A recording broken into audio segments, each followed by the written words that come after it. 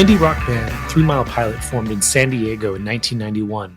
Their 1997 record, Another Desert, Another Sea, is a masterpiece, though it didn't reach a significant audience. The entire process of recording and releasing the album was plagued with stalls and label issues that ultimately soured the members of the group, causing them to break up. In the wake of 3 Mile Pilot, two new, much more popular bands were formed, Pinback and the Black Heart Procession. Today we talk to Pall Jenkins, singer for 3 Mile Pilot and the Black Heart Procession. In this interview, we learn that even Paul has a connection to ska.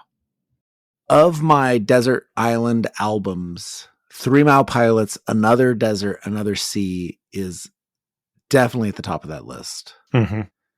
I mean, I've written out my favorite albums list so many times, and that one sits at the top still. Yeah, same for me too. And I'm going to give a very loose ska connection to the record. I listened to that record all the time while I was living at Mike Park's house. I wonder what Mike Park thought of that. He used to make fun of me all the time and said I was a sad boy. It's very sad bastard music, for sure. Yeah. But I say that in the nicest way possible. Oh, yeah. The album still holds up. Brilliant record. And then after 3 Mile Pilot, Paul went on to do the Black Heart Procession, and that music still holds up too. It's really good. Yeah, Black Heart Procession put out some great records. So if you have not checked out 3 Mile Pilot or Black Heart Procession, pause this podcast, check those records out, and then come back and listen to us talk with Pall Jenkins. I'd love to start by talking about your song on the Satanic Puppeteer Orchestra record, Have an Existential Crisis. You sang on the song Reboot the Simulation. Yeah. Yeah, I was asked to do that. And it was super cool because, that whole concept that he's doing is super wild and really resonates with me as far as like doing cool packaging and project-based things that you're kind of have a skeleton vision for. Yeah. And you're kind of applying the creativity to that thing. Rather than just having a blank page, he seems to like have this whole concept worked out, which is really cool to just be like, here, do a song and here's the whole gist. And it's like, oh, cool, let's do it. And the music was really cool, kind of dubby, ska, well, more reggae-ish. Kind of hypnotic. It's got that hypnotic vibe, which I think actually really works. I thought your voice worked well in that song. I haven't really heard you do any like reggae or rocksteady, but like hearing your voice in that context, I was like, this sounds great. Yeah, maybe I'm crazy, but I've always thought I was in a ska band this whole time. You're not in a ska band? Black Heart to me has had elements of that. To me, little moments of dub, reggae. If you hear the right moments and think about it that way, it does come through in my music in certain ways. Same with 3 Mile Pilot. Those guys were in a reggae band a long time ago together. Zach and Tom had a reggae band when they were young. Wow. What was the reggae band called? I think it was really something like White Tiger or something. White Tiger. White Lion, something like that. Yeah, White Lion, I think. That would make, I don't know. And then, the Police were big on 3 Mile Pilot back when, those Zach and Tom were both really into the Police. I like the Police, but they were big Police fans. So that has that in there. That's not like true ska or reggae. Nah, but the elements are there. Sure. Don't get me wrong. The Satanic Puppeteer Orchestra, Michael, that's his project. Are you friends with him? How did that come together? Well, I wouldn't say we're friends now. He came over the other day and we had lunch together. It was great. We've met a few other times over the course of the years. And then he contacted me about this. But our friendship is blooming right now. Interesting, yeah. But a really great guy. What a nice guy. And Um, yeah, creative person. I'll just say this for people. One of the concepts about this record is that every song is sung by a robot, but it's also sung by a person.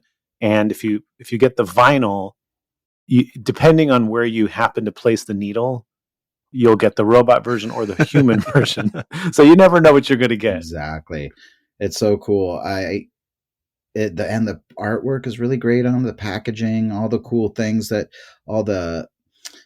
there's like these stickers you get that you decide how to promote it. So he gave I own a little record shop. He gave the record shop a sheet of stickers that are hype stickers, and I get to put them on the plastic wrap and decide like what sort of thing I want to hype. What type of things did the sticker say? Oh, it said featuring Paul Jenkins or featuring the other artists, or like, I can't remember now. I'd have to look at the sheet. It had a bunch of little of those hype stickers all over the place. I figure I'm going to stick them all on there.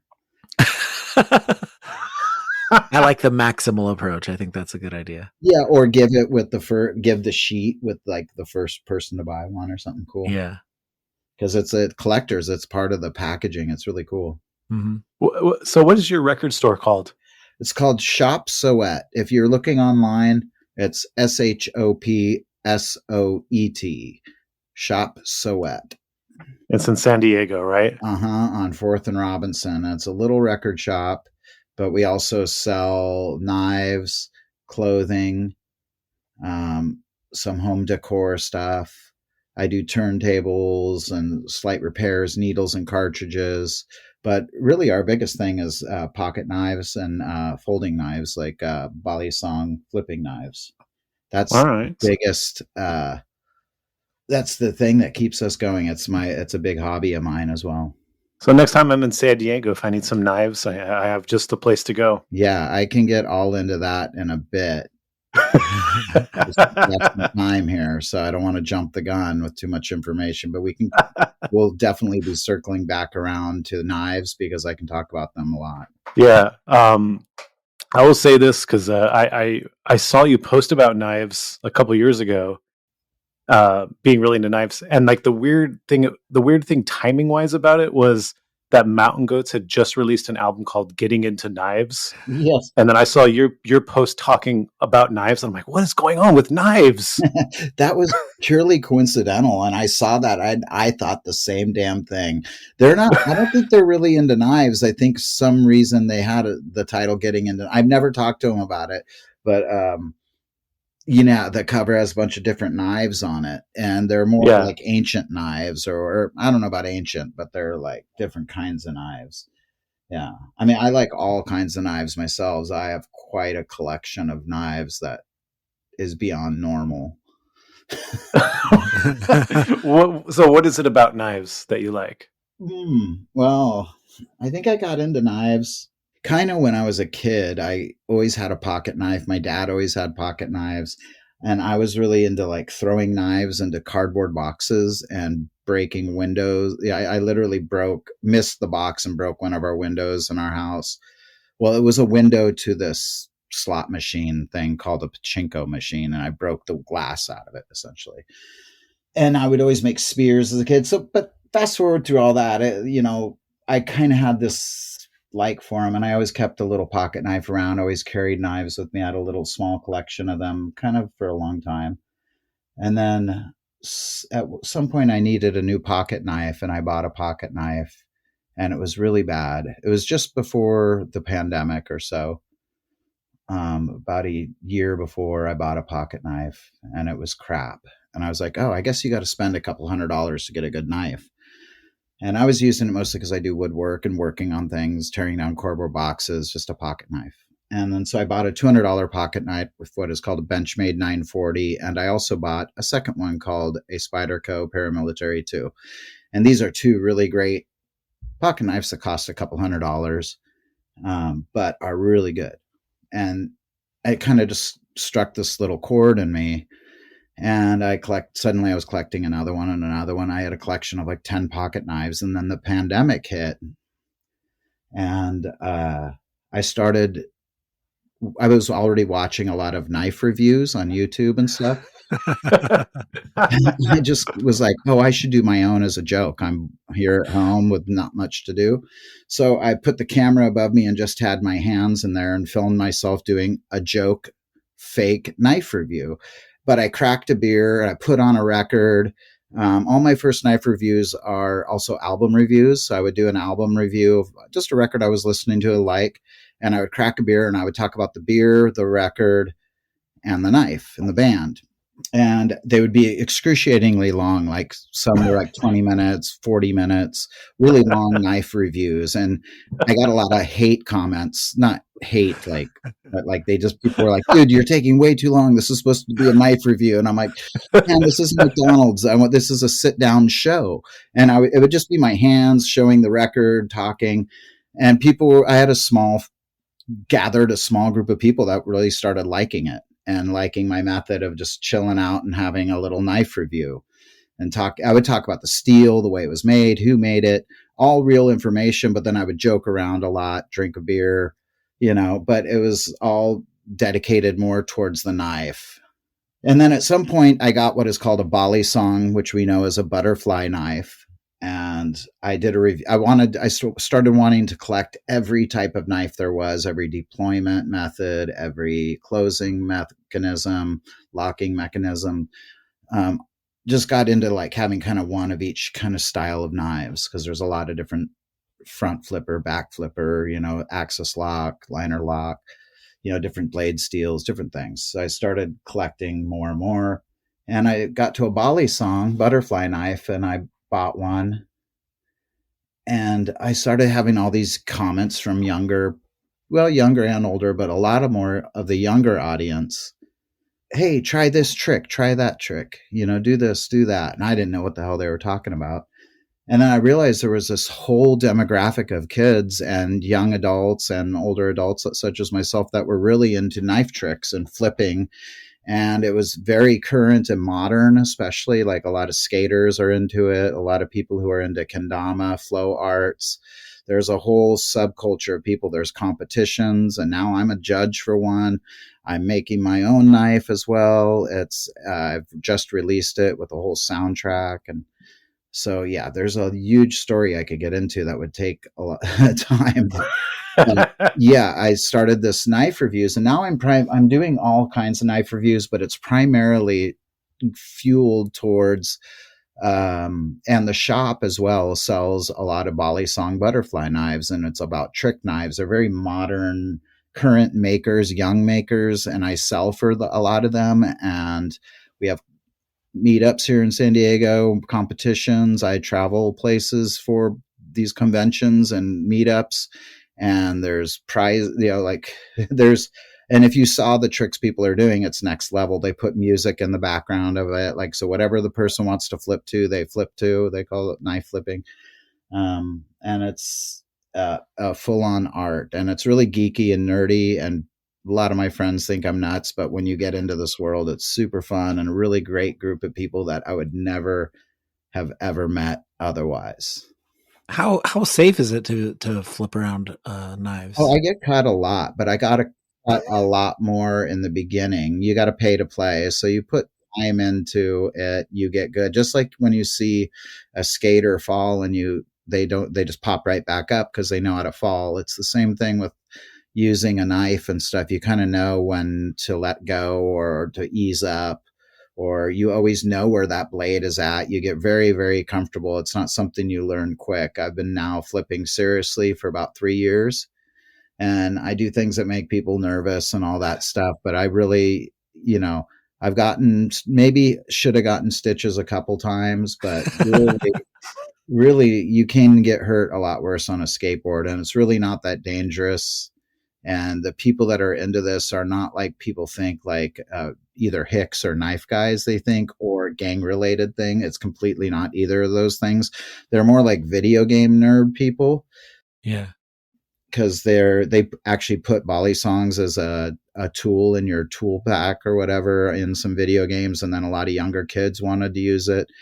like Squid Industries which is a company, is out of San Jose, and they have like 45 employees, and they have a whole team of flippers. So it's like a skateboarding team, and they like travel around and do all the promo, and they're like next level, like amazing flippers. So there's a whole modern side to this that comes, and then there's a lot of, it's worldwide because there's a lot of really good flippers in China, Japan, all throughout Europe, all over the place pretty much. And nowadays, guarantee most every school there's a young kid that has one of these, because that's how popular it's become. It's become this new thing, that because they make a plastic one that's TSA approved, and it's very kid friendly, but functions really good. And so the young kids can like learn this so quick and are really good. Well, also one thing I was wondering about with the soundtrack you were talking about that goes with the knife that you're selling, is there a percussive element to flipping the knife, or did that get incorporated in the soundtrack? Actually, it's not incorporated in the soundtrack. So I guess you want me to get into that and talk about the whole knife, what I've been up to? I mean, sure. Yeah. I'd love to hear about it. Okay. So I obviously am a musician first. And as I've been on my journey with knives, I decided that I could probably figure out a way to make my own Bali song because when you buy a Bali song, it's like when you collect them, there's a lot of different nuances. It's like collecting a skateboard deck or anything that you're using a lot, that has different balances and weights and texture and preferences for each person that flips. So I designed my own. It's called the Zyzix. It's made of titanium and S35 VN steel, which is like a super steel. Well, it's not quite a super steel. It's almost a super steel. And then grade 5 titanium, like they would use on a space shuttle or whatever. It's really high-end materials and built very unique for competitive flipping. And so when I started this, I built all the wooden boxes myself. I designed the whole knife. The knife is machined by a guy in California named Julian Klein, who's a friend of mine. He has the CNC machines that do it. So he sends me all the parts. I do all the assembly, sharpening, finish work, all this sort of stuff on it. But I also do the handmade wooden boxes and sheaths. There's a cleaning cloth and cleaning towel. It got a kind of sort of considered one of the best knife unboxing experiences as of late. There's a thing on YouTube under Will Hirsch that did a whole interview with me for Blade Show where I talk about it. And so there's a whole packaging that goes with it. And with this packaging is a soundtrack, digital download soundtrack card. And it's a 7-song EP, I guess you would say, that talks about the whole knife. The Zyzix is named after a planet and a town in California, and is a whole story about this planet and these 2 tribes that exist on the planet. And it's really a fantasy sci-fi adventure that talks about the knives and how they're used on this planet. And I listened to that. It's very interesting. So and it's very different for my music. It's, imagine like, if you heard it, I don't know, I keep saying it's like a kraut rock or craft work mixed with like a weird narrator over it. Mm-hmm. Yeah. And so it's not, I only really sing in one of those songs, but it is all me, except for on one song, my friend plays bass. So, so I made this whole packaging experience and sold out of all the first 50, and they sell for, the base price is $975. Mm-hmm. Wow. And the limited edition, which has like a artwork etching on the blade, is like $1,250. So they're really expensive. But what you're getting is this crazy packaging, and then basically one of the best Bali songs, in my opinion, right now available for people. And a lot of people are really vibing for it. And I'm doing another 80, and it's all like handmade stuff. So it's very limited runs, very exclusive kind of stuff. How quick do they sell out? I sold the first 50 in 3 weeks, or less than 3 weeks. Yeah. Amazing. Yeah, I sold 17 in one day at Blade Show, and then the others were basically all sold as well, except for like 4. So they kind of all sold the first week. I just didn't send them all out and Sure. for right away because I was on a trip selling them at a trade show. Yeah, long story. Amazing. Yeah, so it's something I'm really obviously very passionate about. If you saw where I'm sitting right now, there's like a wall with like 50 different volley song knives and my whole workstation for assembly. I'm sitting in my side room where it's half music and half knife making stuff. And if you go to if people really want to get into what I'm doing, if they go to follow my Instagram, it's damn right I got knives on Instagram at DRIGK_, which is damn right I got knives, DRIGK. And you can see a lot of my Instagram stuff there. If you go to at Acidworks, which is ACIDWRX, Acidworks as well on Instagram, you can see a lot of stuff about my knife. You can also find them. They're all sold out, but you can see listings for them at our shop at Shop Soet. And so the Bali songs I ship all over the world. I've become a distributor for a lot of the more notable brands, and they're friends of mine, and we kind of all help each other out. It's like a whole community, a lot like the skateboarding community, where you end up knowing a lot of the same people and working with them. So at our shop, we sell for probably, 15 different brands or something. No, you were a skateboarder in the 80s, right? Mm. I could skate. I would skate ditches, and I would have fun and do longboarding and parking structures and any kind of fun with the skateboard I was into, but I wasn't as into it as some of my friends. I certainly wasn't sponsored or anything like that. Mm. But I definitely grew up with skateboards as part of my life. Were you pretty into like punk rock and stuff like that when you were younger in the 80s? Yeah, that's where I grew up on, Dead Kennedys, Black Flag, Bad Brains, GBH, Exploited, DRI, Corrosion Conformity. I mean, Reagan's Youth, Rites of Spring, all the DC stuff, on Discord. And then it kind of went into like a lot of the touch and go stuff, which was more odd side to punk rock. And I loved all the Sub Pop stuff, which was more the grungy side of punk rock, I guess. There was so many good labels, SST, Dinosaur Jr., and all that flavor, all the flavors of punk rock growing up I was into. And yeah, definitely grew up. That's where, and then even during the time of the crossover stuff with metal, like Metallica and some of those weird bands, I was really into Slayer when I was younger. Liked Celtic Frost a hell of a lot. Hellhammer, a lot of that stuff. But then I also liked ska and reggae, like Black Uhuru I liked a lot. And, I had an appreciation for those things that kind of tied in a bit. And that's why Bad Brains was so appealing as well, because they kind of crossed over into some other things. And then you had like the specials and stuff like that, where it was like, tying in to punk rock as well was really cool. Yeah. Were you watching like local bands and stuff? Were you connected to the local scene in that time? Yeah, I remember seeing Donkey Show. Remember them? Yeah, I was going to ask you about Donkey Show. Yeah, I saw Donkey Show probably a few times. They were great. Daddy Longlegs, but that wasn't ska. That was more funk. But what other ska bands were there around?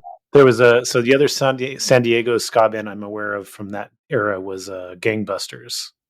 Oh yeah, I don't know about Gangbusters. What was that other band that was kind of ska? So yeah, like a little later you get Unsteady and you get Bucko 9 in San Diego. Bucko 9, that's right. Yeah, they were more like punk ska, like Rancid or something, right? Yeah, they started in 91, so I'm not sure if you were I don't know if you ever saw them play in the 90s. I might have seen them play once, yeah. But by then I was kind of on a different trajectory. I wasn't really into ska so much at that point, Yeah. But I always liked it. I love it more now going back to it. It brings you back to a certain place. And I'm really a big fan of a lot of dub and reggae and dance hall. I love all that stuff. I have quite a collection that I'm looking at across my room. Yeah, you mentioned that you had some of your prized records. So what are some of your prized records in your collection? All right, let me move this over here so you can still see me. I'll dig through the little collection here. Is that good? Can you hear Yes. me? Okay, this is why I was wearing my glasses. Let's see. Let me get to that section over here. Okay, so I love a lot of international as well, but I like a lot of dub and things like that. That I like a lot of music that doesn't have vocals because then I just picture my own thing. Mm-hmm. But I also like a lot of things that I can't always understand what the vocals are doing or what they're saying in a different language, stuff like that. But mm-hmm. like Prince Buster, I love his stuff. I have this blue beat ears. I don't know if you're into Prince Buster at all. Of course, yeah. Yeah, love that. I have like several of his records, and they're pretty like unique ones as well. Prince Buster on tour, they're like bootleggy kind of things, like really great super raw recordings on vinyl, the Big Five. So I'm just, and then I got like Reggae Dub Love, which is an awesome compilation. Let's see, let me move on here. Another dance hall, the King Stitt. I don't know if you know his stuff. Dance Hall 63. This record's amazing. Creation. Do you know that one? Creation Rebel, the band Creation. They were more dub, reggae-ish. Roots Radics. 7 inches of dub. 12 inches of dub, sorry. That's a great album. Dr. Alimentado. I don't know if you ever got into him. Rocksteady, Rare Sides. I love this stuff. Safe Travels with Phil Pratt, Horace Andy. He's amazing. Yeah, that's Horace Andy. Yeah, I love that stuff. I covered one of his songs once, sort of in my own way. Just kind of took some of it and made it my own. This is another dance hall record that's really good. The Upsetters. I love Lee Scratch Perry. He's great. Mm-hmm. I have all the Scientist stuff. Like, I have the newest that Lee Scratch Perry, the Super Ape Returns to Conquer, is super amazing. It's from the newer stuff. I also like Dial M for Murder. Do you know that? In dub style. That's a great record. Bob Marley. Another one of that. Derek Harriott. That's who I covered one of his. Oh yeah, what Derek Harriott song did you cover? Let me find it here.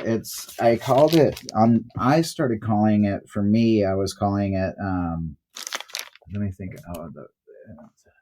Reach Out to Me, but I think he calls it, it's on this one over here where I passed. Oh, he calls it Reach Out too. I call it Reach Out. That's like I took a little vibe from that. I bet if I went and listened to it, it's nothing like mine. So when you say you covered it, what did you cover? In what project did you cover it? Oh, solo. I just had this little thing, and I liked how his verse was like, reach out to me.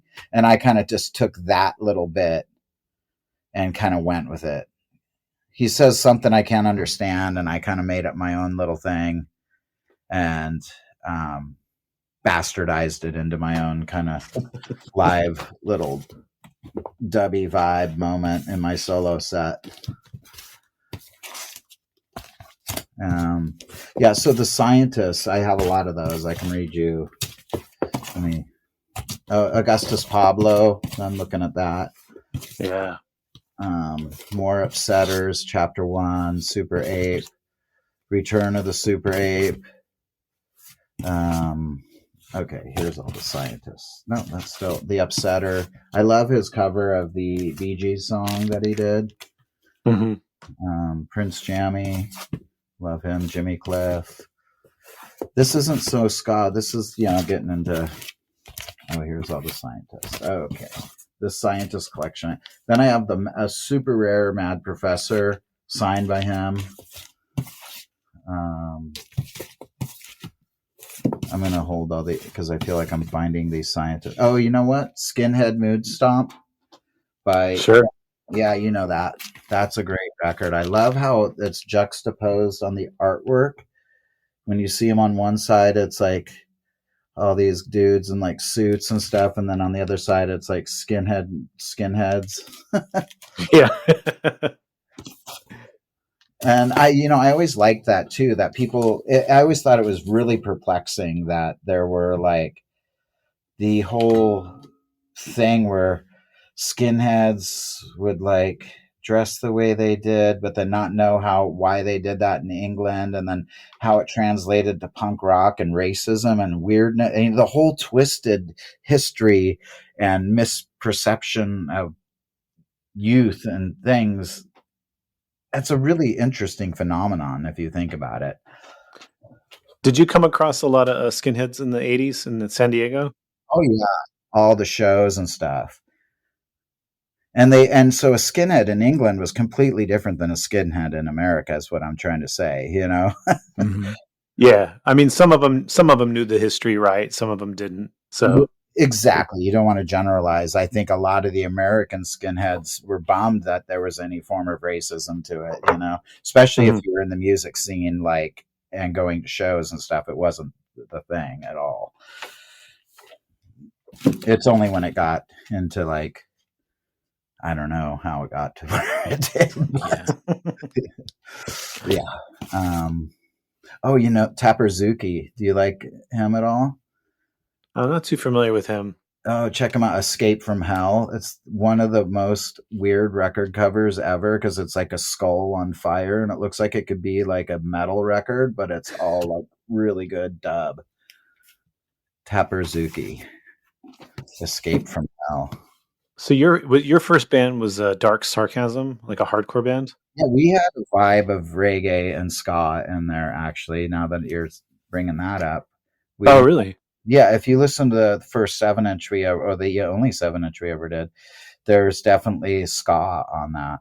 And it's a song called Hollow Lands. And there was another one that was kind of ska-ish. We were really into the Bad Brains and Slayer. So it was like, now we came up with this thing where we were doing like metal and reggae and ska-ish kind of thing. Prince Far Eye is really good. HR, Bad Brains. Okay, so Scientist I got all my Scientists here. I have Scientist Wins the World Cup, which is a great record. Scientist Meets the Space Invaders. Scientist Heavyweight Dub Championship. Scientist versus Prince Jammy, The Big Showdown. And it's the best artwork on these records. Scientist rids the world of the evil curse of the vampire. And Scientist encounters Pac-Man. Yeah, really great music. It all sounds very similar and the nuances are very different. Like, just you have to listen to the differences to find it. It's dub. A lot of dub sounds very like in a zone of its own. Mm-hmm. Yeah, that's my collection over there. There's probably some I'm missing that are in my records that I play out sometimes. But yeah, that gives you a good gist of my appreciation. So I want to talk a little bit about how 3 Mile Pilot came together. I was reading you were in a band called Plum Daisy, and that sort of led into the band. Is that correct? Yeah, Plum Daisy was our really horrible band. Well, no, we had some good moments, but it was a band that we had right before 3 Mile Pilot, and it was more funk, I would say. Like, we had a funk element, but then we had this other element. And it got to this point where we didn't like that name, and the lineup changed a little, and we just wanted to focus more on the other stuff. We didn't like funk. I wasn't feeling very funky, and I was like, I'm not. Can we not do the funk stuff? And the other Zach and Tom were like, yeah, that's cool. Let's not do it. And I'm like, great, sounds good. Let's just avoid that stuff. And we switched up our name, and somehow we came up with 3 Mile Pilot. I think they had suggested Taco Pilot. I said, can we not do Taco Pilot? Give me a night to think about this. Yeah, I'm real glad you guys didn't land on Taco Pilot. Yeah, I came back to 3 Mile Pilot the next day, and they were like, okay, what's it mean? I'm like, I'm not sure. I don't know. It just sounds better than Taco Pilot. For sure. Definitely. Were you no guitar in the original version of 3 Mile Pilot from the get-go, or was there a guitar and then you dropped the guitar? And the guitar player was in Plum Daisy. And then, if I remember correctly, how it went down is the guitar player left. I don't remember exactly how it went down, but I think Zach and him had issues or something. And I kind of liked everything. I was fine with whatever. And we didn't have a guitar player. And we tried out a few guitar players, but nobody kind of worked. It wasn't working with what we were doing because Zach is so busy on the bass and was. So we just ended up writing a bunch of songs, and they all had no guitar. And we just did the first, and all of a sudden we had enough songs. We were like, we like them how they are. Let's go try record this. And that was the first record. I remember on the first record of 3 Mile Pilot, we didn't even really know that you could take second takes at something. Like, I didn't know I could go in and sing a song and then erase part of it and do that part over. Like I just basically like got really stoned and went in the studio and sang. I mean, probably pretty close to the truth. I mean, I had lyrics, I had my parts and stuff, but I was like one takes, go in 1 or 2 takes. You're not going to bounce around and spend hours. We were there 1 day, 2 days or something, and we recorded that record. And then during that time of playing that record, I didn't like just standing there and singing. I wanted to kind of be busy with other things. And I was like, I kind of play guitar, and they were still contemplating guitar. And I had played some guitar when I was younger. And so I picked up the guitar. And since I didn't play very good, I knew how to play very minimal and kind of listen to what Zach wanted, to be honest. And I would just kind of play the supporting part to what he was going, and then make some weird noises that I thought were cool. And slowly taught myself how to play guitar by being a guitar player for that band. I see. Yeah. Yeah. Because if you listen to those early guitar parts, they're not the magic is in the lack of knowing anything. Mm-hmm. So like the first album, like, it's interesting to me how much energy and how kind of much intensity you guys are able to create with the lack of guitar.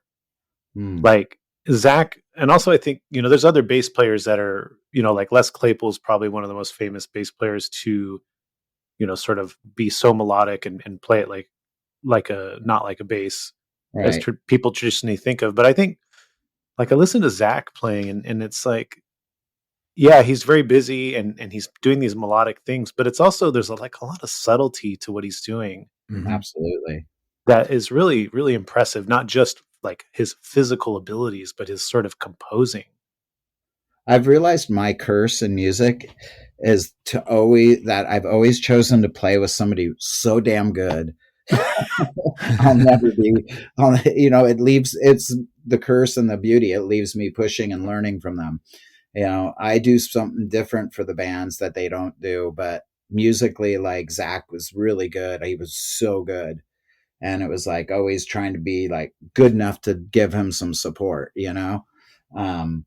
and then with Black Heart, like, Toby was so damn talented on the piano. My God, if I was playing guitar and writing a lot at that time, but he would be like, how about you move your finger there and it'll make it this diminished thing, Mm-hmm. I'm like, Cool. Yeah, that does sound better. You're right. But yeah, Zach was very good is a very good bass player. And when we were younger, it was like it was definitely like, okay, Zach knows what he's doing here. So during that time when you released that first record, were you part of a local scene? What were you guys involved with? Yeah, for sure. There was a lot of bands that were playing at like the Che Cafe or house parties or wherever shows were being thrown. We would try and play with other local bands a lot, and then bands that were coming through town. Like the early days of 3 Mile Pilot, we played with like, I think we played with Pitchfork one time, but Drive Like Jehu, um, Night Soil Man, and so many of the San Diego bands from around here back then. Fluff and yeah, No Knife, Boilermaker, A Minor Forest, a lot of bands that came through the Che we played with that were touring. So we were definitely part of an underground kind of scene of bands that were playing around in town. And that just kind of kept growing. We really cut our teeth with a lot of those shows and trying to tour and seeing what it was like out there. What were those early 3 Mile Pilot tours like? Oh, not a lot of people. Yeah. Yeah. Honestly, like we would go and play for very few people, and we were on the other side of the country, and we were just knew that was a way to start something. It was a way to get out and be on the road. So, we didn't have proper booking agents. We didn't have cell phones at the time. It was like a payphone, calling the club, showing up, no contract with they just told us we could come play, and it was on our schedule. And early days of 3 Mile Pilot was really learning and hating it, and really getting turned off by and let down by certain things, and then to learning how to appreciate when it was good and what it took to make it better. Definitely.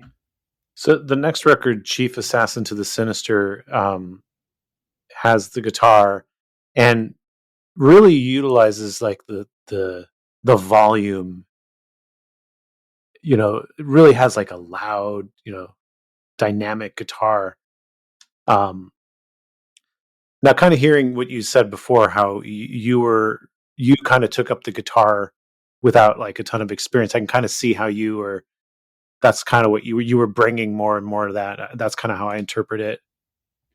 Yeah, we were lucky in that. I was lucky in that way because that was kind of accepted at that time to be, not perfect. Mm-hmm. And I was definitely the not perfect side to things. I was the thing that brought screaming and anger and noise, to things, to what Zach was doing. I kind of was the juxtaposition to him.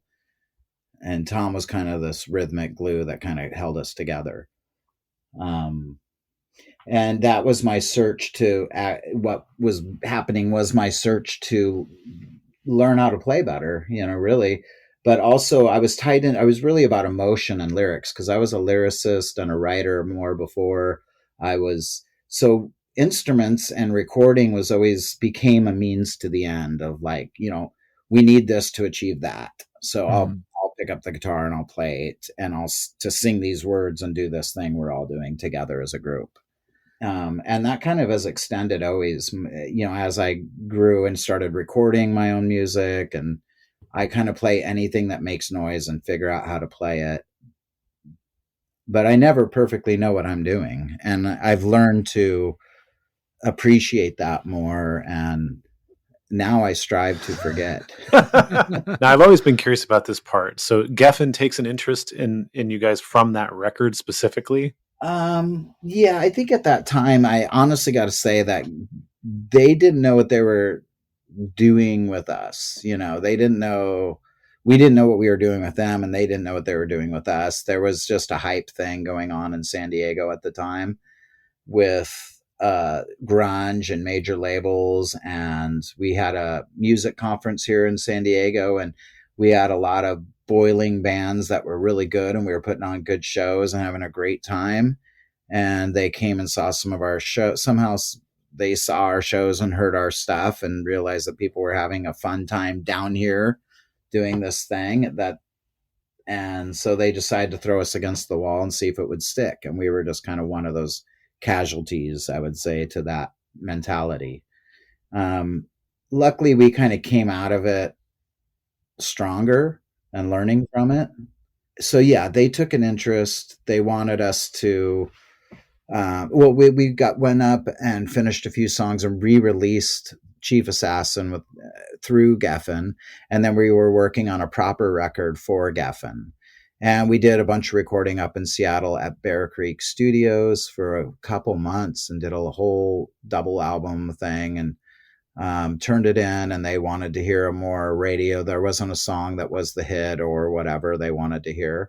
So we went back into the studio, and we wanted to try and work with Mark Trombino at that time. They wanted us to go in a different direction. There was kind of conflict with that.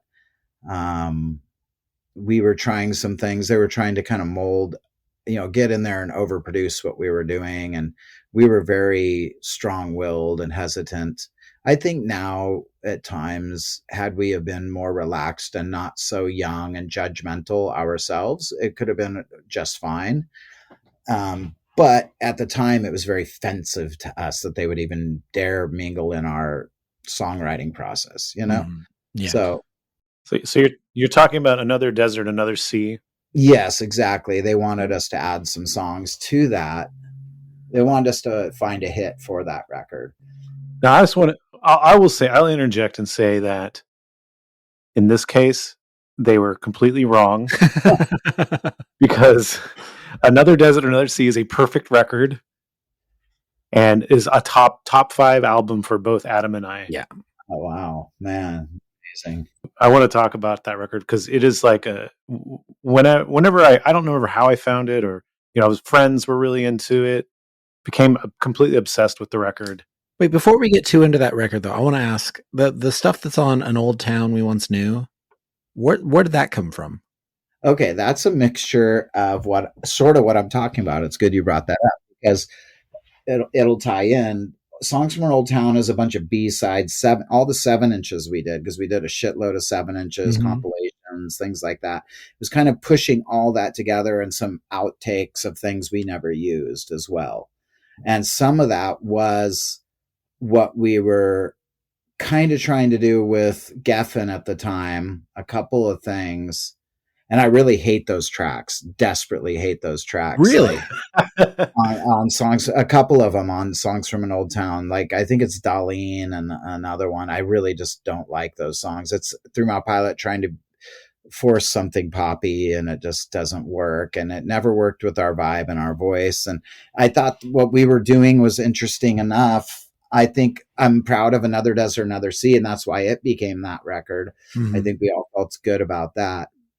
But yeah, some of the other directions we were pushing, we weren't built for that. We couldn't stomach it. It wasn't. Yeah, that's a mixture of that. I mean, there's still some really incredible stuff on An Old Town. Yeah, I do think some of the odd stuff is really cool. Like, what are you talking about? Let's see. I'm looking at this track listing now. I would say Tripoli is good. The Divine Crown Into the Open Sided. That's like a good one too. All those are the good ones. Yeah. There's most of it's good. There's a couple stinkers on there that we threw on to kind of document the bad moment there, and I even make a comment on it in the liner notes. So do you remember which songs those are? Yeah, I think it's called Darlene, maybe. Okay. Or maybe we named it something else. And I think there is, I don't know if Skydiver made it on there. There's a song called Skydiver. No, I don't see either of those on here.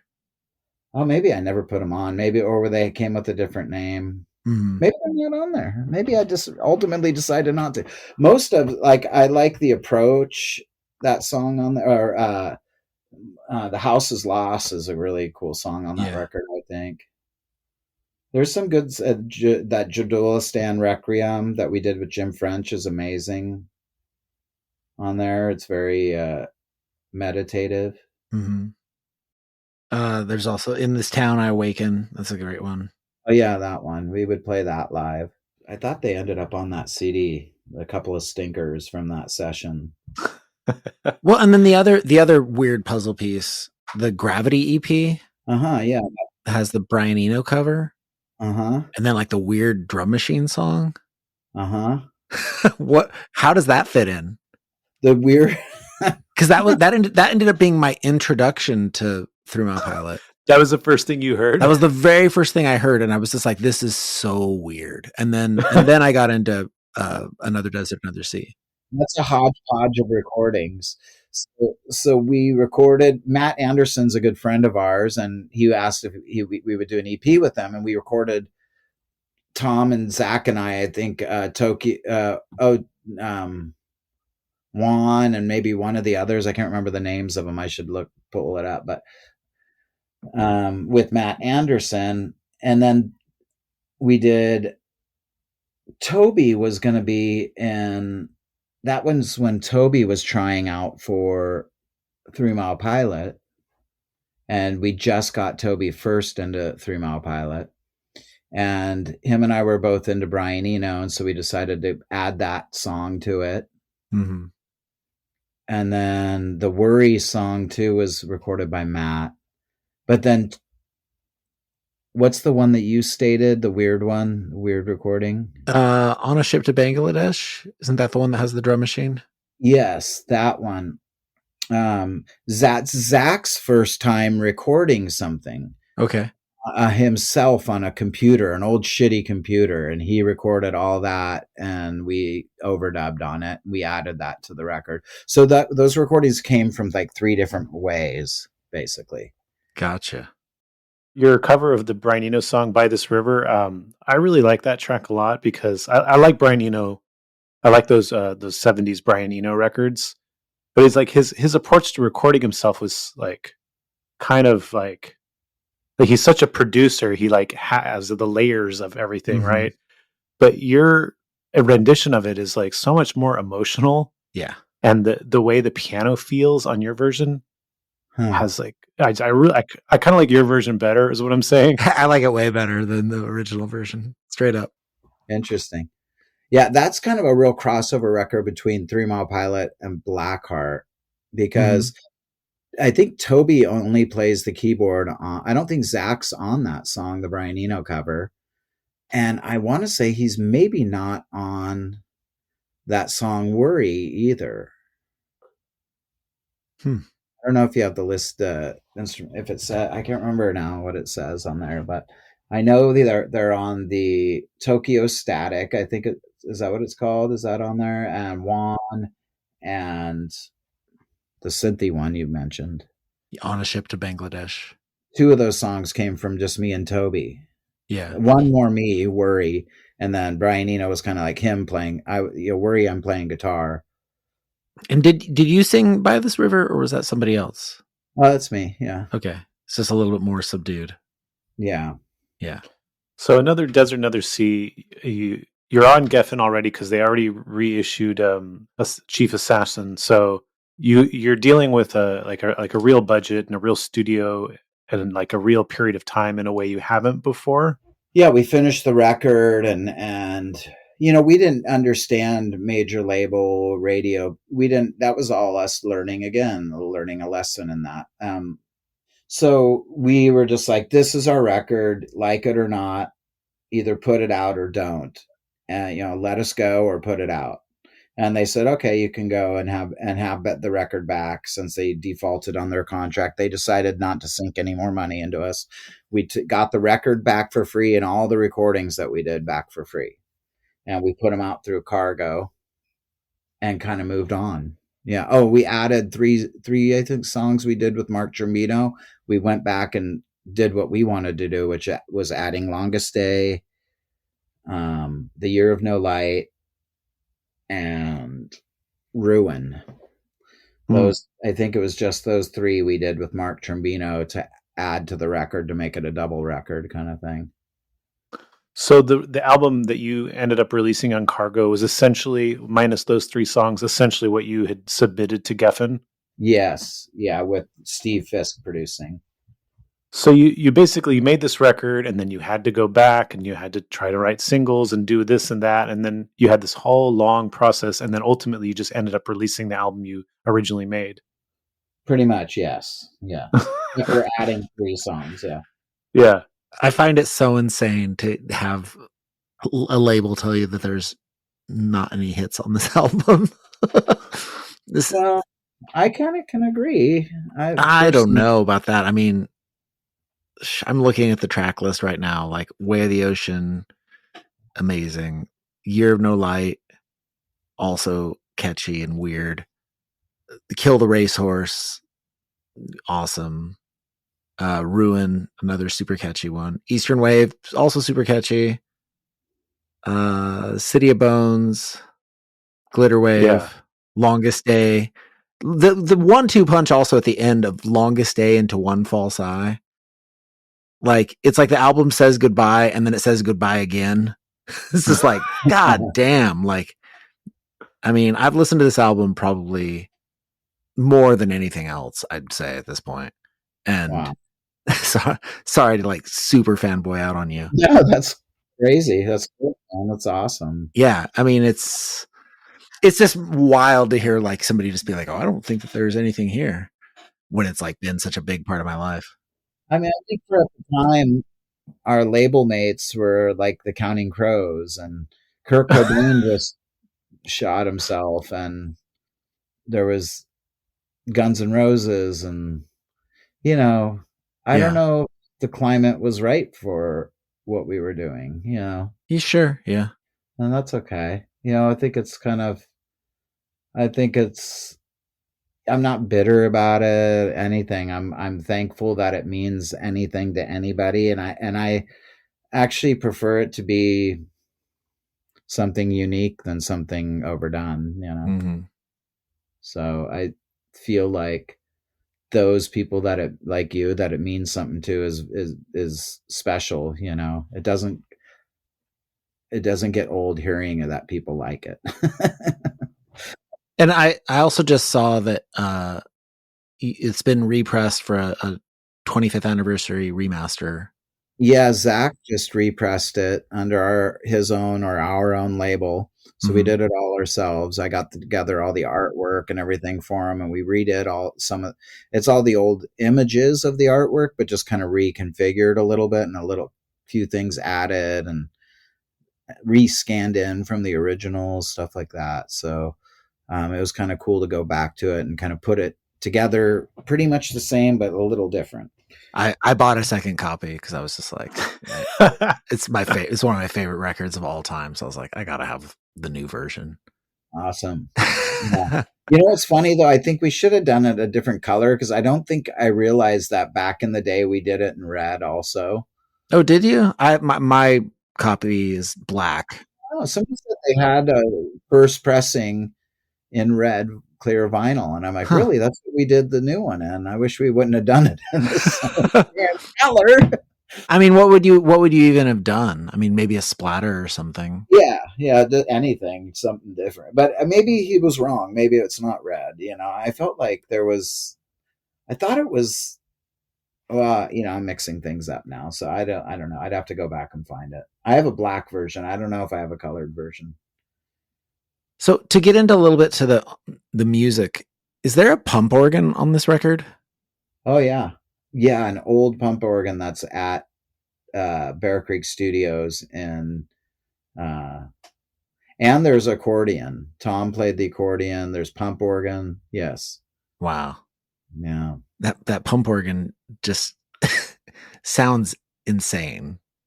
It's so crazy in the studio. It's the most amazing sounding thing when you're in that room. It's a very valuable old organ, and it's maintained really well. Like it came from some really special place, and can't remember the story, but there's something very special about the organ, and it just sounds incredible. incredible in the studio when you're playing it.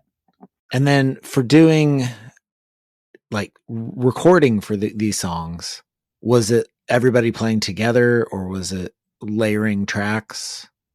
There was some of us playing all together. Mm-hmm. And then there was a lot of layering tracks as well.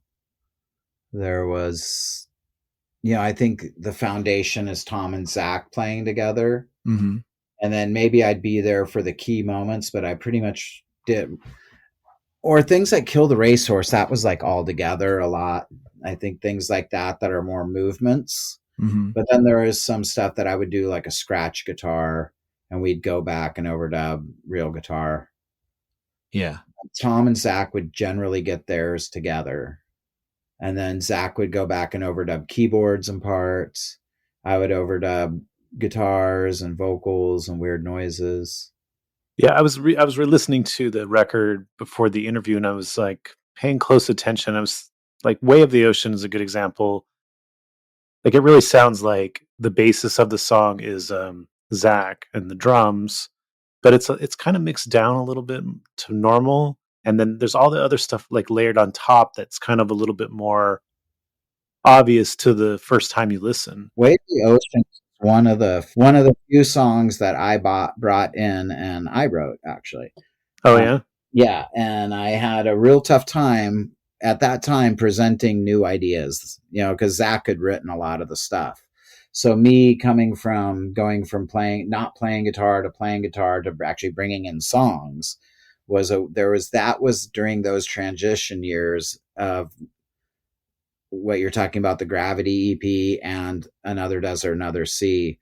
Like, Way of the Ocean was one of on that record, might be the only song that I came in with the dun, dun, dun, dun, dun, and I had this way, and I was singing the whole thing. And then he kind of came in with the do, do, do, and yeah. His whole thing where it sounds like it's actually two guys playing, but it's just one person playing. But yeah, that song came from me. Like, it was, and I would play the keyboard part. I would play guitar and then play the keyboard part. Like, way, it's the way of the ocean. That was me on keyboard, and then I'd bounce back to the guitar. And I just had those two parts and kind of kept playing them until they relented and made up something that worked with it. So you just came in and presented it like, I've got these parts. There was no demo or anything? We made a demo of that song in the beginning after.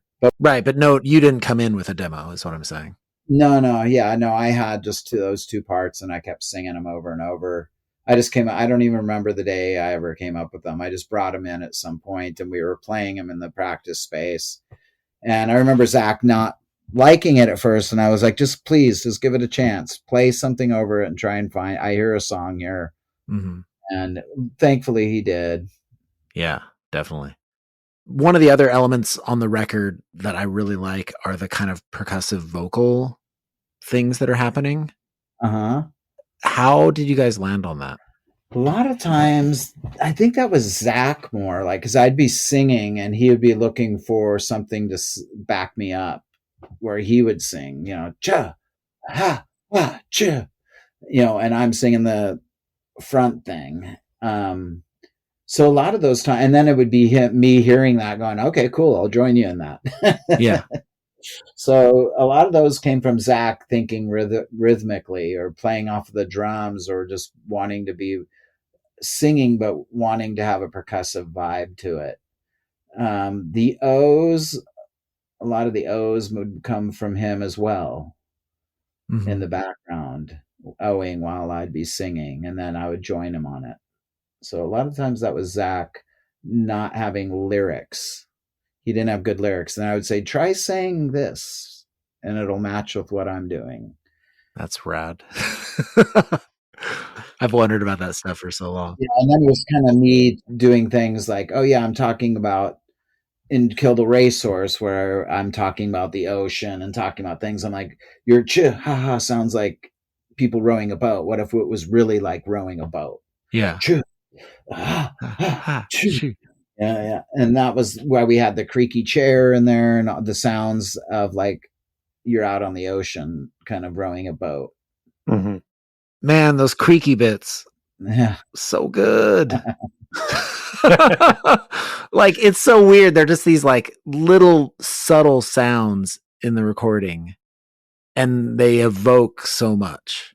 What's the process of recording a creaky chair? You just put a mic to. That was creaking while he was playing. He was sitting in a chair that was creaking already, and they were trying to like unmute, like figure out a way to keep it quiet so that it could not be picked up on the mic. But I kind of kept liking. I'm like, it sounds like a mast, on the boat, and like the creaking of a boat when you're on the water. So we went around the studio and found the creakiest chair, and it was this wooden chair that was like on a spring, like an office chair. It was all wood, and if you moved it, it would go. And I was like, one pushed it over under the microphone and literally, like, I don't remember who did it, but one of us did it, like playing it like an instrument, like creaking in the spots where we wanted it to creak. Oh man, Yeah. so cool. I love that stuff. Yeah, those were all put in there for sure.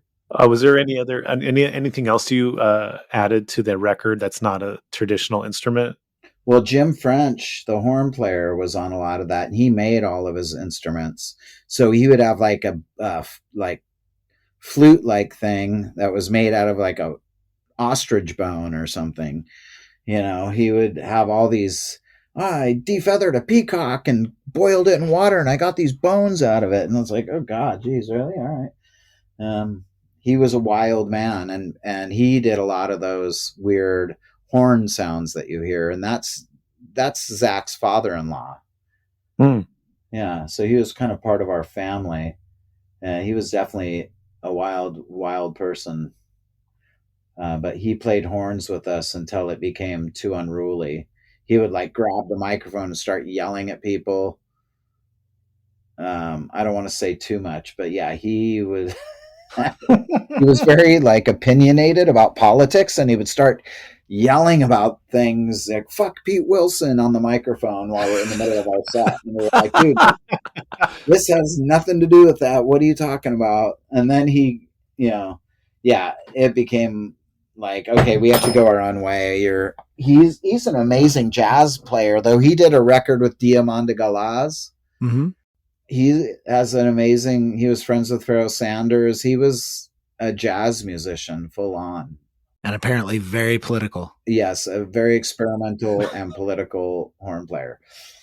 But yeah, he put a lot of sounds in there. I'm trying to think what else is on. A lot of weird guitar sounds. I think I was experimenting a lot with foot pedals, a lot of guitar pedals and different kinds of guitars. It was a very experimental time for us. Yeah, I mean, there's a lot of really cool, just kind of ambient stuff running through the record. Like there's parts where it sounds like kind of like airplanes flying overhead, things like that. Yeah, that would be Jim on his one. He had this one horn that spun in a circle. So while he was playing it, it would go and spin in a circle. When he was do it live, you had to literally like duck because it was spinning, and then sometimes it would literally fly off and smash across the stage, because it was basically, imagine a trumpet horn that could spin in a circle, but it could like lift up off the like brass pipe that was holding it up there if you got it spinning enough in the right way or the wrong angle. And it was a sight to see. It was really crazy looking, because he would just stand up there and start spinning this horn in circles. Freaking nuts. Was this only happening at shows in like the San Diego area, or did he head out on the road with you guys? He came to a few shows. We did a West Coast tour with him. Okay. But yeah, again, people weren't at these shows. People will say, it's one of those similar stories you hear where people will be like, oh, I was at that show at the Off Ramp in Seattle. I'm like, really? You were one of 4 people there? I doubt it. Well, I have a quick story. I wasn't there for this show, but our friend AJ was at a show seeing 3 Mile Pilot, and said that during Kill the Racehorse, the power went out, but the band just kept going. Mm-hmm. and then it gets to the crescendo of the song and the power comes back on and everybody just lays right into the song right at the high point. Do you have any recollection of this? Was that potentially in a basement in Santa Cruz? Yes. I do remember that. I remember that the only thing, the power cut out, all the lights went out, and the only thing that was going for some reason was Zach's piano. What he said, I think it was something like that. His piano was the only thing, or you could hear it percussively, like him playing it still. Yeah. And my guitar kind of doing its thing. All the amps went out, but we kind of kept playing, and you could still kind of hear it. And we just kind of kept playing. And then, the power came back on, and I suppose it must have been pretty cool. I think we were just more relieved that we could continue playing the whole set. But I'm sure it was, we probably did it with some with the extra oomph and made it special. Mm-hmm. Yeah, we kicked back in and played a bunch more. Yeah, he's told me that story so many times. Just said it was the most. He's like it was the most intense like live music experience I have ever experienced. Yeah, I remember we used to have a great time, and I mean, we had good shows in certain places. Mm-hmm. That's the thing. Like Santa Cruz, we had a great time at house shows there. Seattle, Portland, San Francisco, we played good shows. The West Coast, but the moment we started moving out east, Midwest, I mean, it'd be very hit or miss, and most of the time miss. And then when we went to Europe together, it was very, very miss. We did a whole first European tour with very few people at every show, like just sound man and the bartender and a couple of drunk people at the bar kind of thing. And we're playing in Germany for our first time, and we're like, this sucks.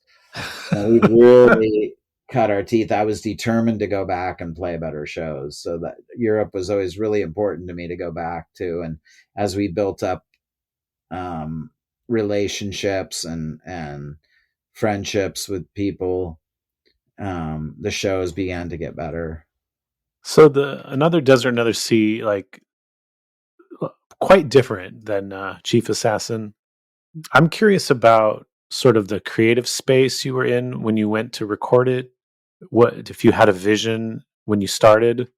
I think we were in the middle of the whole major label thing, so we were like just trying to make write really good songs that we liked, and then we were trying to find a producer to work with. There was different talks, and we ended up with Steve Fisk. Even though honestly we all wanted to go with Mark Trombino, the label really wanted us to go with Steve Fisk, and he wanted to record all of them first on demo and came down to San Diego. And there's actually 8 tracks recordings somewhere of all the ADAT, I should say, recordings of all the songs done with Steve Fisk at our practice space at the time. And maybe not all the songs, but most of the key songs. Mm-hmm. That record.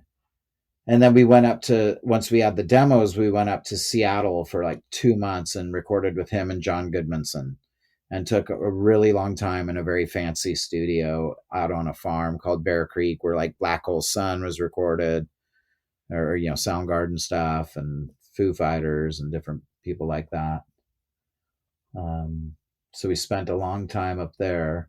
And I remember having a lot of frustration, to be honest, at the time. I was a very frustrated person, smoked a lot of pot and drank and all that stuff. But I was very frustrated at the process with the label. I think it was maybe my own insecurities too, mixed with youth and all that, to be honest. But also when we would write as a band, I remember being so in the zone, feeling like we were doing something awesome and really in the band and really into what we were trying to do. But the outside external forces around all of us, me, Tom, and Zach, were really heavy at that time, trying to like navigate all that. And also at the time when we were making that record is when Kurt Cobain killed himself, like I mentioned earlier. And there was this whole grunge movement and like trying to put us in this grunge movement. And so there was a lot of odd like feelings about it all, and pressure to make a record that was exceptional. Mm-hmm. Where did the ocean theme come from for you? Oh, artistically speaking. Yeah. uh, I think I always wrote, and I wrote about things that were on my mind, but I also dabbled in hallucinogenics and smoking a lot of weed and stuff like that. So I think writing just kind of came, metaphors always arose. And it was a form of, I was writing before I was ever singing. And so writing lyrics to me have always been like, okay, well, that's what I'm bringing to the band, is writing and singing. So I can't really say where it came from. My mother is a poet as well, and she's a painter. So I get a lot of that stuff from her. You know, it's one of those things that you don't know where it comes from. I can't remember where it really came from. You definitely create imagery and a feeling in your lyrics without it feeling clear necessarily exactly what you're talking about. Definitely never like, always wanted to be a little vague with my lyrics, not spell things out, leave room for imagination. It was like words were like painting to me a bit. You're painting a picture, but and lyrics can be like that. Poetry is like that. You're not writing a novel or a screenplay. You're kind of coloring something. And so a lot of lyrics were like that, just made to make you think, and if they meant something cool. You know, I think a lot of my lyrics, you can find many meanings within them. You know, one line will be about something, and then another line will be about something, but it's probably all going on in my life in some way. Often when I look back on them, I either will not know what the hell I was talking about, or think it was really cool because I kind of can remember my feeling at the time more than what the song's about. The songs, particularly on this record, but I would say your songwriting in general, I get emotions from these songs, but I don't like. It's on such a weird subconscious level. I'm not like quite understanding what it is you're talking about, but yet there's like an emotion that comes through. Yeah, I think, and then some I do know like gists of what they're about, like for sure. You know, if you read them, they kind of, you know, I could pick any of them and kind of tell you what it's sort of about. All right. Give us The Year of No Light, which I think could have been your single had it been pushed right. Okay, let me think about what that says now. Well, yeah, so you know, I stopped believing what's inside of me. Yeah, a period of time of having to find light in the darkness. You know, being, you know, feeling like this long journey to find the light, and something that is a positive thing, I think, is what it is. That song is about. So the chorus, "I'll play the devil, you can be the light." I'm curious your take on that because I kind of saw like you were saying how like the good and the bad or the dark and the light, they're like these things that we wear, like they're roles we play that you're not necessarily defined by them, but we like fall into these roles. Exactly, it is kind of true. Exactly that. Like, you know, sure, I'll be the devil and you can be the light. It's kind of like a kid's thought. Like, you know, whatever. I'll be, you know, it is what it is, kind of thing. Mm-hmm. And that's why it's kind of saying it at the end there, like, you know, it's kind of like saying we all go through these things.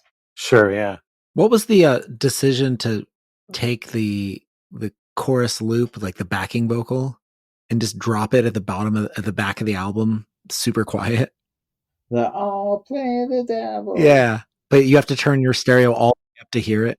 I think how we got that is we sped up the tape double time. Okay. That was a recording trick we did, but it was to tape. So it Yeah. wasn't actually sped up in like you would do a plugin nowadays. It was done to tape. and then dropped back in place. And we always loved the way it sounded. I think it was because it was like a note that Zach couldn't hit, so they found out what note it was by speeding up the tape. Mm. And then we all decided to sing it I think it's me and him together decided to sing it in a lower pitch, and then they upped the speed to make it high, and it just ended up this really weird sounding voice. And we thought it was really creepy, and we were like, yeah, let's put a chunk of that at the end. Was it meant to be in a lock groove? Because there's a lock groove at the end of Chief Assassin. Yes. Chief Assassin. Yeah. Chief Assassin has a lock groove? Yeah, at the end of my copy, that's just like bubbling. There's the bubbles go on and on, right? Yes, yeah. of Anderson Guardian. Yeah. I think there is it a lock groove. I think it is meant to be a lock groove because we were talking about it on this repress, and I think the repress, we would have to listen to see if either one of them have it, but it is definitely talked about with me and Zach on the more recent reissue. Ooh, nice. And I can't remember if he was pissed because not pissed, but like, oh damn, we didn't do the lock groove didn't happen at the end, and I think we might have like decided not to worry about it, or he fixed it, and I'd have to go listen to the record to tell you. Well, I'm excited to get my copy and see if it has it. I remember the conversation for sure, so that's supposed to be a lock groove. You are correct. Nice. It might just be a manufacturing flaw then. Yeah. Longest Day. She said, "I'm the one who painted out the stars in the sky." Great line. Yeah, I don't know if that's about anyone specifically or who she is at the time. It might be something like that, but I think it was more of like imagery of like somebody saying you're always so negative, or you ruined something, or something wasn't, kind of gonna work. The closing song, "One False Eye," which is like it's such a powerful song, but then the end it just says, "One day he will return." Uh-huh. Is there any, do you have any memory about why you said that at the end? I think that song to me always had the feeling of real loneliness to me, like in a sense of like, I always pictured a person who a homeless person, kind of like very alone, walking through a very crowded place and nobody wants to touch him, kind of vibe. In a biblical sense, like, the way, and although I'm not religious in any sense of the word, I don't subscribe to any sort of modern organized religion. But I think there's good values and interesting stories and all that within there. The way, Jesus or, could be with the diseased and care for other people. So I think that was kind of the sentiment in that song. Like, I'd have to look at all the words, but I always felt that imagery I got with that is kind of a guy walking alone. And then I think one day he will return to me as like, that's the story everybody else sees him as. Maybe in his mind, as he's walking around, he's actually a king, Mm-hmm. So to him, he's, or maybe in another life or something like that, When I was listening to this album for the first times, the Through My Pilot was not a functioning band anymore. Uh-huh. And so when it would get to this part of the album, I would always take it as like you singing about yourself, like one day we'll return to this. So I always felt like when you guys came back and started playing shows again. Interesting. Yeah. I was like, it was like the answer to that promise. I think a lot of times, maybe people will think I'm talking about myself, but sometimes I'm just talking about a fictional character. But I think anytime you write anything, it's a reflection of you and your thoughts. So, I think there's, no matter what you do, it's a part of you. Yeah. and that's kind of the cool thing, and something I enjoy in writing is mystery, just like I'm getting into this whole thing, with the knives and the story and the soundtrack. It's a whole sci-fi planet world, um, so it's fun to build on that whole thing. There's this group of people that found a chest filled with knives in the desert, and they asked if I would take a look at them. But how they found these was in the tomb of Lazarus in Bethany, about 2 miles outside of Jerusalem.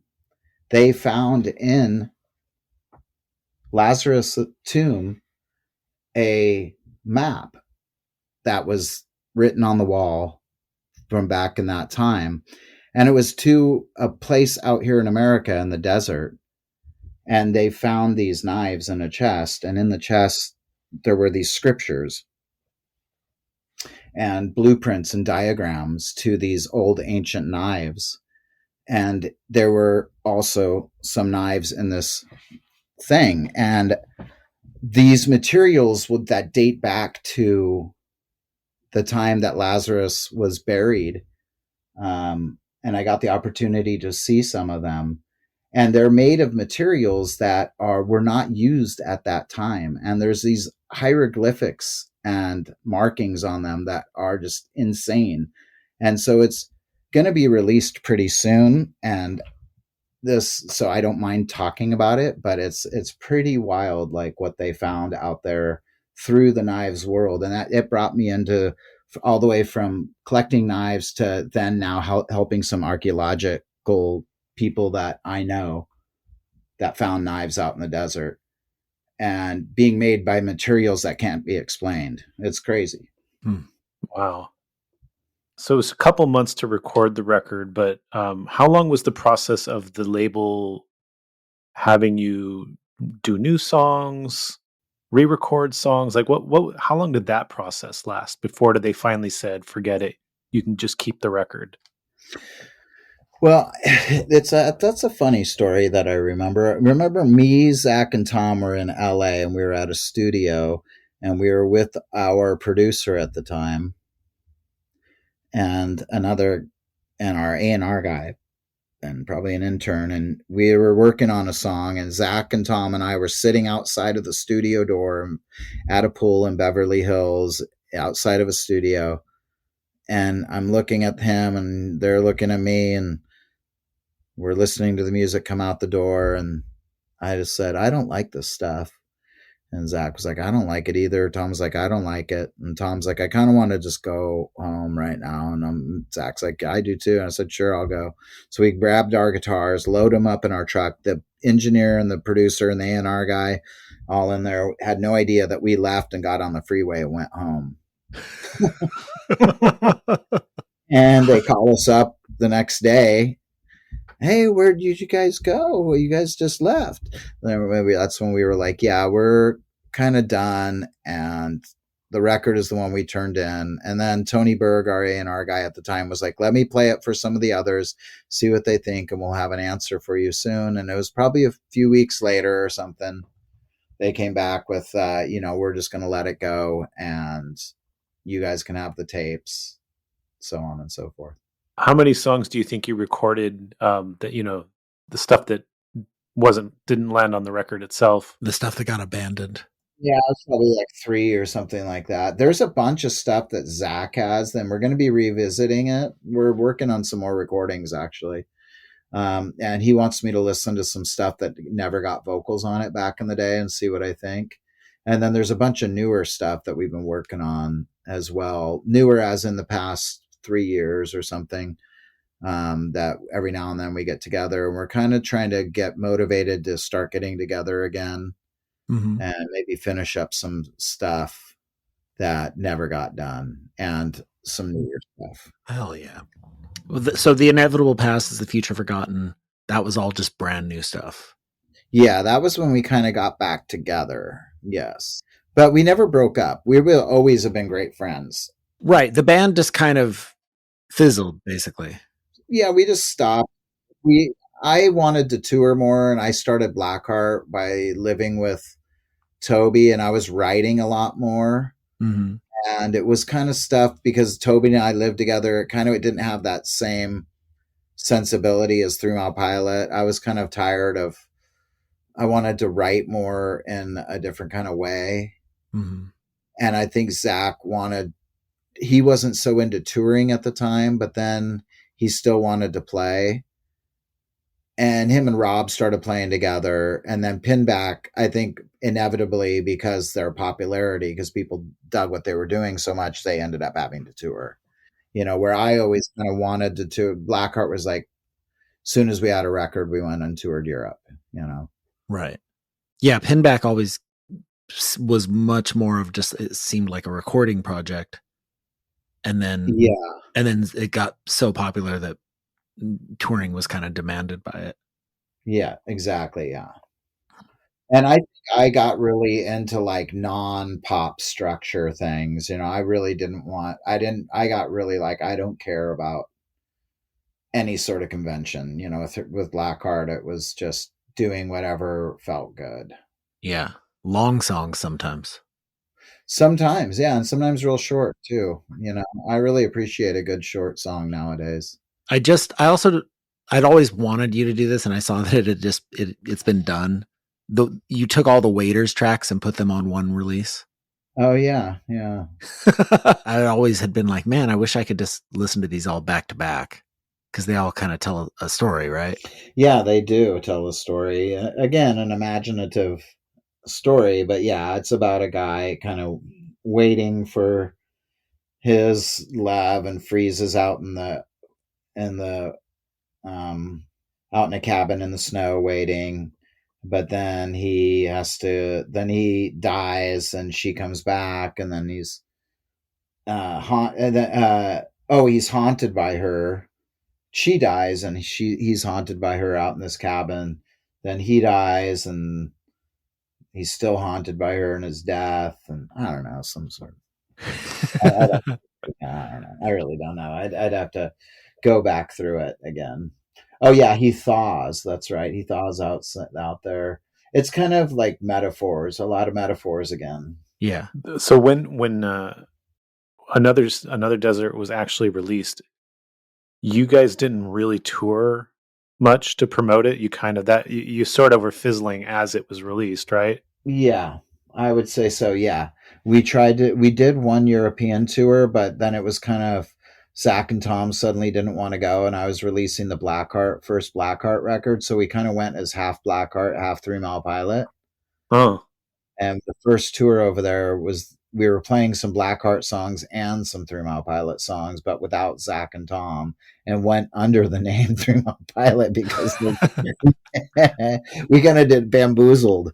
We were like, all of a sudden we were selling some 3 Mile Pilot, but then we played mostly Blackheart songs and sold Blackheart CDs at the table. So we kind of just snuck ourselves in on that tour. Yeah. Because Zach and Tom just suddenly canceled their plane flight. And that's when I was like, fuck this, and went full bore into Blackheart. I wasn't bitter at them. I was just like, you guys, you guys don't want to do this stuff. Yeah. And then they didn't for a long time, but then eventually, I was really busy with Blackheart, and they started doing stuff with Pinback. And then 3 Mile Pilot never really broke up. Once again, we were always still friends. We never had fights or arguments really. And so we would just still play every once in a while and get together when we could. yeah. I never got to see 3 Mile Pilot during the 90s, but yeah, Adam and I both saw you at Catalyst. What year was that, Adam? Roughly 2010, 2011. Yeah. The Catalyst, and that's in Santa Cruz. Oh, weird. How was that show? Great. It was great. Yeah. I came the next night too and saw you guys in like Merced or some weird backwoods place that I was like, 3 Mile Pilot's playing here. Okay. Wasn't it a bar? Yeah. Yeah. And then the Catalyst was in the side room, smaller room, right? Yep. Yeah, the atrium. Yes. Yeah, I think I remember Zach drank a little that night, if I remember. Was he a little? He had like a couple drink. He normally is not a drinker, and I think he had couple shots right before we played. Did that affect his performance at all? I don't remember anything. Oh, we had fun. He was laughing so hard we were cracking up, and we had a fun time. I don't remember it being a bad thing. No. Just loosened him up a little bit. Yeah. Zach's always hilarious if he has a couple drinks. He gets like super giddy, and it's funny to see him loosen up, you know. Yeah. Where Tom and I would have a couple drinks every night. I was going to ask you one last thing before we end the episode, and that's Black Heart had gotten Lee Scratch Perry to remix a song in 2010 called "Freeze."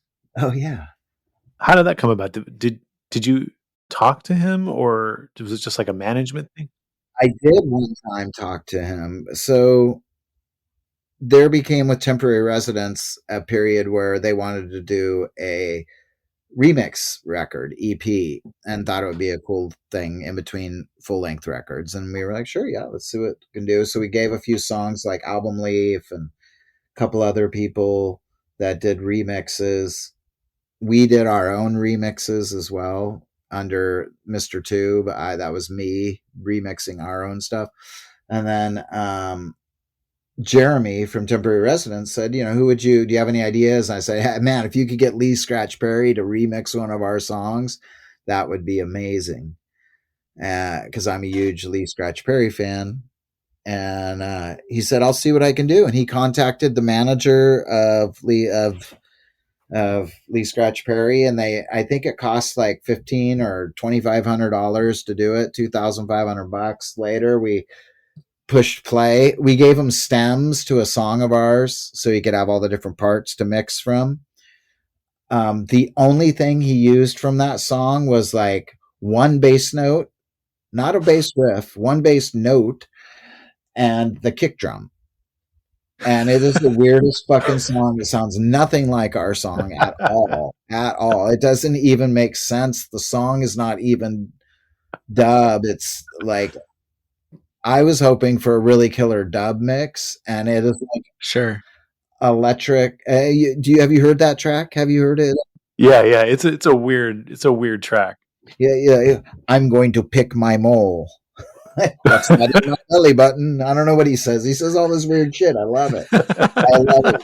It's like every time I hear it, I'm like, I like this so much because what the hell is going on? It cracks me up every time I hear it. I really like it. But yeah, he was coming to San Diego, and I went through his manager. I said, I'd really like to meet him and say thank you for doing the remix. Waited all night long after he played. I was supposed to meet him before he played. I was like, okay, I'm going to meet him and then go home after I watch a couple songs. No, he was too busy. Waited all night long. Oh, the manager's like, oh, just hold on, y'all. I'll let you meet him. And he's comes out. And I'm trying to remember what he said. I said, hey, this is Paul. He does the Black Heart Procession. You remember that song you remixed a couple months ago? Who? What? Kind of clueless. And he says, oh, yes. And then he said, oh, man. It's on my Instagram what he said. I captured it and wrote it down, what he wrote, what he said to me, but it was very odd. I'd have to look at my Instagram. Here, I'll tell you what he said to me.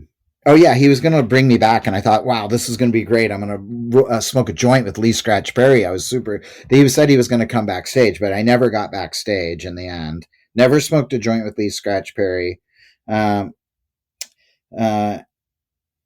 was imagining being his best friend, and finally the door opens, comes out Lee Scratch Perry and the manager, and they rock right past me, and I'm thinking, I'm not letting this moment pass. After waiting all night, so I get the manager's attention, and as they're headed out the door, luckily they remembered and got Lee's attention and said something about who I was. He looked at me and said something.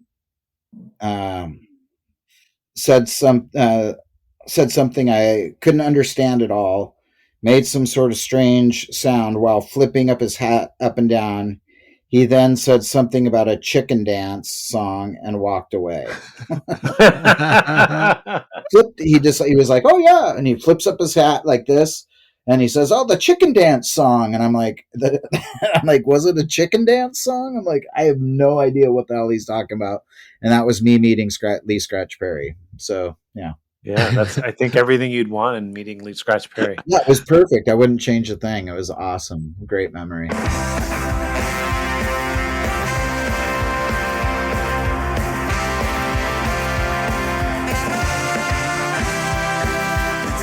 Don't go anywhere. If you want to hear the rest of this conversation, head over to our Patreon. Thank you for listening to In Defense of Ska.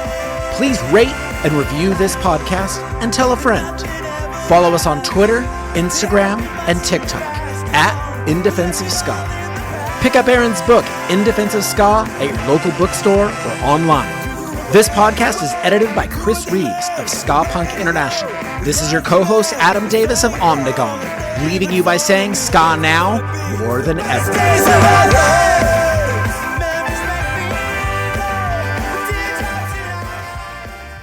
You gonna get me a Christmas present, Aaron? Yeah, what do you want for Christmas?